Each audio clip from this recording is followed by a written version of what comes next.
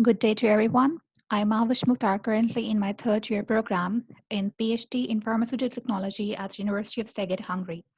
The topic that I'm going to talk about today is a part of my PhD work, in silico and in vitro aerodynamic profile of chitosan, thiolated chitosan, and hyaluronic acid-based nanoplex-based DPIs for tuberculosis. Tuberculosis still remains to be the cause of death of about 1.5 million people annually and is caused by the bacteria Mycobacterium tuberculosis, which resides in the alveolar macrophages after gaining access in the body by inhalation in the lungs. Talking briefly about the role of macrophages in tuberculosis, as you can see at the left, that after the Mycobacterium infects macrophage, the infected macrophage starts to infiltrate to the nearby capillaries and tissues. As a macrophage is infected, it begins to attract the lymphocytes and form a large globule-like structure called foamy macrophage. Basically, the foamy macrophages provide a niche for the survival of bacteria, but once the infection exacerbates, the necrotic core burst and release bacteria to the surrounding tissues. As you can see on the right, that macrophages begins to release the inflammatory cytokines and chemokines, which further increase inflammation in the lungs. Now coming towards the disadvantages of the conventional dosage forms. They are required for the long term because of the multiple frequency of administration, their low bioavailability, high toxicity because of the off-site accumulation, and the lower deposition in the lungs.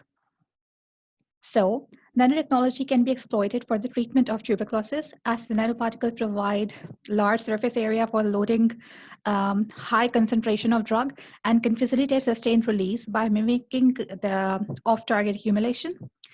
Additionally, they can be administered by the several routes. As you can see the diagrams, the nanoparticles can attach to the surface, and once they are attached to the surface of the cell, they act as a drug reservoir, therefore provide the continuous sustained delivery of the drug. And DPIs are the cost-effective, environmentally safe therapeutic dosage forms because of the no use of propellants such as chlorofluorocarbons, and they provide the higher drug deposition and are more patient compliant.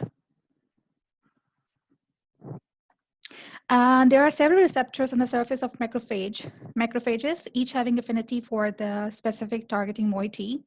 However, here we explore the mannose receptors, which has affinity for the carbohydrate-based therapeutics. Numerous patents are also existing, which exploit the macrophage for the different diseases.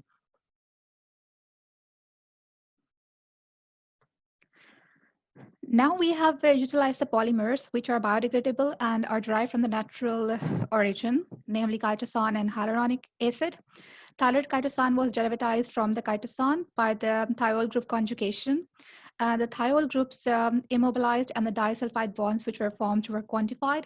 And isoniazid is used as a drug of choice because it is safe in pregnancy and lactation.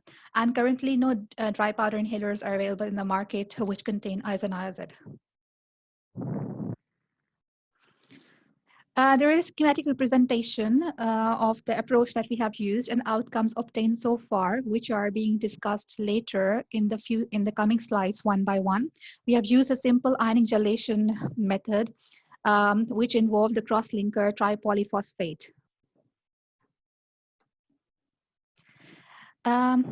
This diagram, the figure on the left-hand side gives explanation that the critical material attributes, the critical process parameters, and the critical quality attributes are essential for the quality of the product. Therefore, all these parameters were assessed before beginning our experiments. The figure on the right-hand side gives the relative importance of the individual and the relative effects in the linear and the quadratic model in the design of experiments. The chart basically highlights the critical parameters which were assessed by the QBD, the quality by design, and the variables which were significant are shown by the line crossing them vertically. These are some of the physicochemical characterization techniques that we have used in our experiments that we will discuss in the next few slides. So starting with the physicochemical characterization by the these three techniques. First, starting with FTIR spectra, as you can see the diagram A, the graph A, which shows that all the components and excipients were present in the final formulation, and all the peaks were overlapping on each other. And you can see that there was no formation of a new peak, so which shows that all the polymers and the excipients and the drug were compatible with each other. Later, you can see in the DSE curves in the B mentioned that it actually highlights that isoniazid has a melting point, as you can see here. This melting point was not observed in the final formulations, this and this, which shows that the drug was completely stable during the formulation, and it does not form any, it did not show any melting or polymorphism. Later, moving towards the FTIRs, the XYPD diffractograms, you can see here that isoniazid is completely crystalline in structure. However, in the final formulation, this crystallinity was removed, and it was embedded into the core in an amorphous form. Now, moving towards the powder properties. The powder properties are mandatory to be evaluated for the dry powder inhalers in order to avoid the agglomeration and the reduced flowability. The surface charge, shape, and size were evaluated to get the information about the morphology of the dry powders.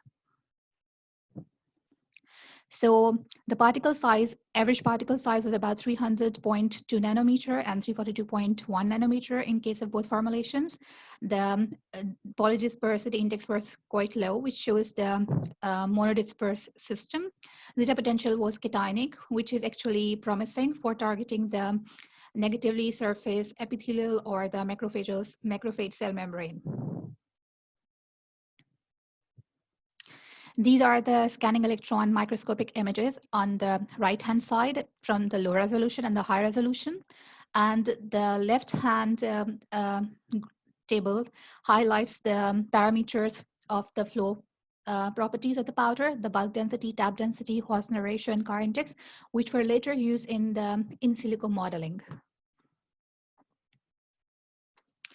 The diagram on the right-hand side shows the Copley-Anderson cascade impactor, which comprises the various stages, and each stage represents a specific anatomical part of the lung.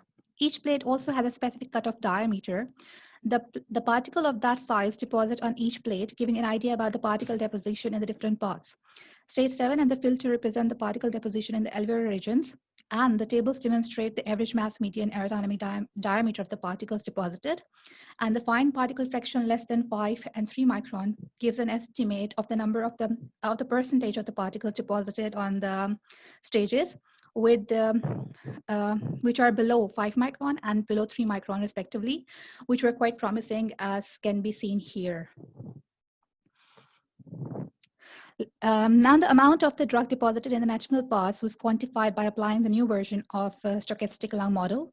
The model uses the Monte Carlo algorithm for the selection of the particle parts, and two different breath hold frequency were considered, that 5 seconds and the 10 seconds, and the results are expressed at the percentage of the drug dose meter in the capsules.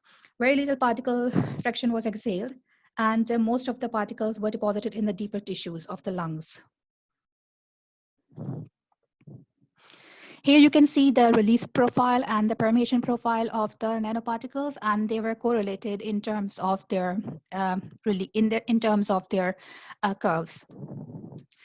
Now the MTT assay, it was performed on A549 cells, and all the formulations were compatible and showed more than 80% of cell viability. So these are the conclusion about my work, summarizing my whole work, and my PhD is still in progress.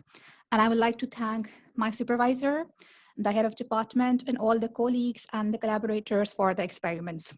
So thank you very much.